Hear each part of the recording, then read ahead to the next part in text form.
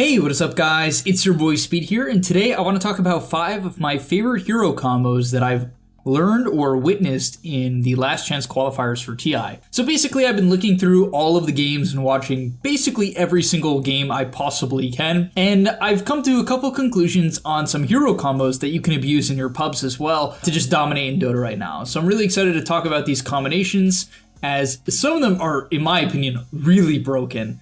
And let's get into it.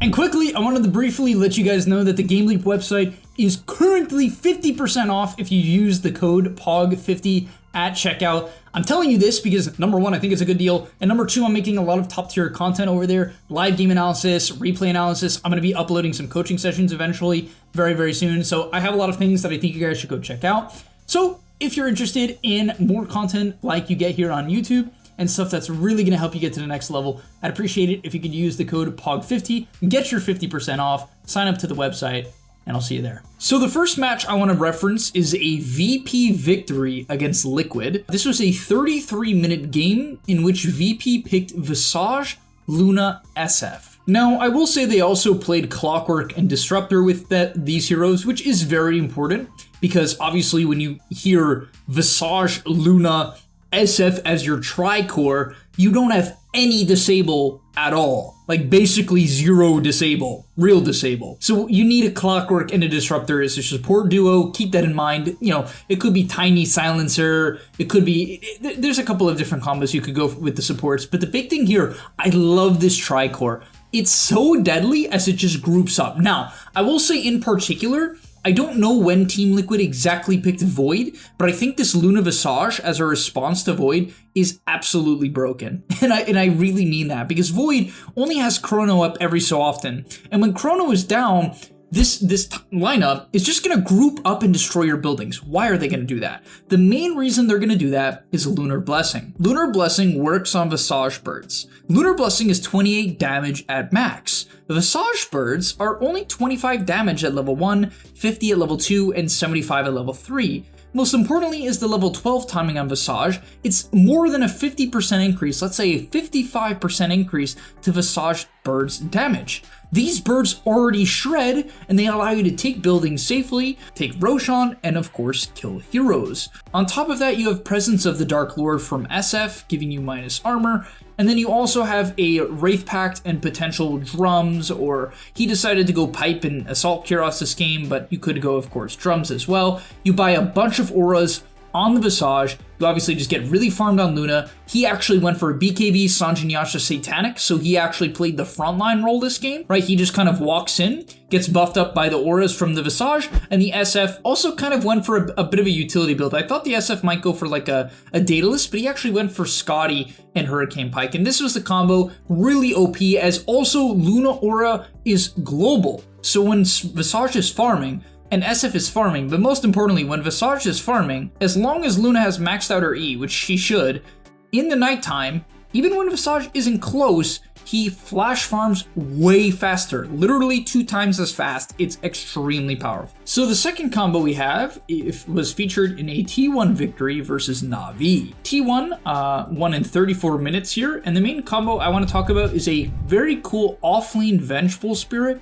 with Ana's Morphling. That is a safelane Morphling. The reason why I love this combo in particular is I think everything Venge does just really fits well with Morphling. Now, to be fair, Venge pairs pretty well with a lot of safelaners, right? It's not to say that like, oh, Venge TB isn't really good. Like Venge TB, for instance, really good. Venge Sniper, pretty good. Not the best actually, that one's not great, but and the reason why is Venge Aura. So Venge Aura only buffs your base damage, right? And that's really important to note, because the reason why it's not that good on Sniper is it doesn't buff headshot damage or Maelstrom damage, right? It doesn't buff any of this. However, Morphling doesn't buy basically a single added damage item, bonus damage item.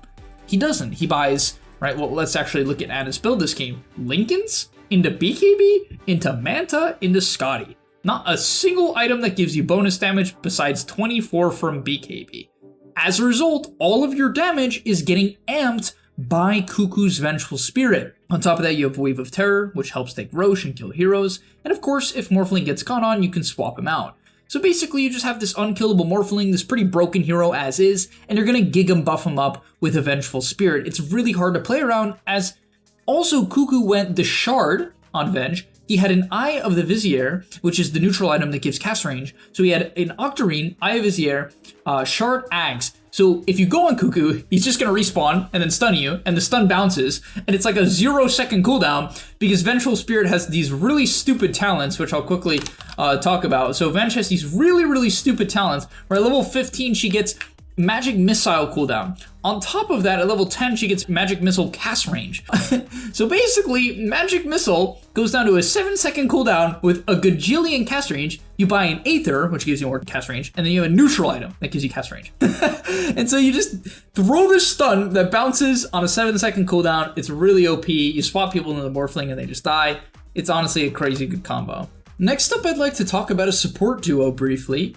This was VP versus T1 in a 48-minute victory for Virtus Pro, and they picked the support duo of Tiny Silencer.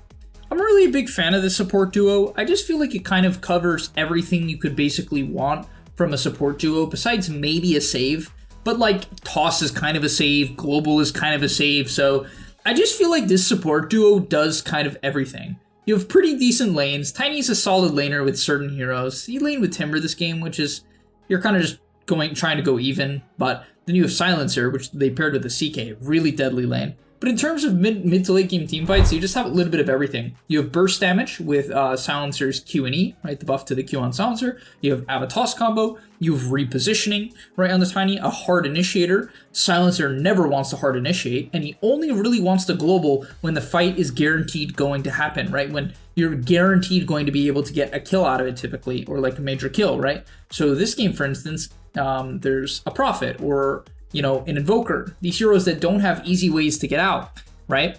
And so basically you have these heroes that can't get out easily, and then you have a Tiny. So if he tosses them in, it's a very clear decision for Zakota on the Silencer to global, right? Because they're going to try to save him. They're going to try to save him with Invoker spell, whoever gets gone on. Invoker might try to save them. The Primal Beast might try to charge him. The PA might try to blink in and kill off who's going on him. You know what I mean? Like, it's just this support duo that has this really good synergy. Because even something like Clock Silencer, you might be like, oh, that sounds fine. Yeah, but the thing is, Avalanche Toss is such a long duration disable compared to something like Hookshot Cog Pushback. Avatos is so much further when it comes to the repositioning and the actual duration of the stun. Considering Avalanche is just a long stun, and Toss technically is also a stun, and it really does play out like that. So, big fan of this combo. I definitely recommend it in general, as long as you have a Tiny player. Next, we have a 30-minute game between T1 and Vici Gaming. This was a T1 victory in which they picked the nasty lane of Nature's Prophet and Venomancer. This lane is just crazy, but it's also a great game combo. The lane is crazy because people can't really fight Treants for the most part. Now, to be fair, Vici Gaming, if there's any lane that's going to fight back and did fight back, it's going to be a Undying CK, right? If you're going to have a lane that's going to pick on Furion and potentially kill him early, it's going to be CK Undying. So they actually had one of the best responses, but they still did fine, right? They didn't like own the lane by any means. It wasn't some complete beatdown, but if I pull up minute 10 here, or a little bit later in terms of net worth, the Furion is definitely relatively poor, but he didn't get completely crushed. Most importantly, though, we have the mid-game timing, and what's so important about this mid-game combinations of heroes is the area control and the map pressure that they put.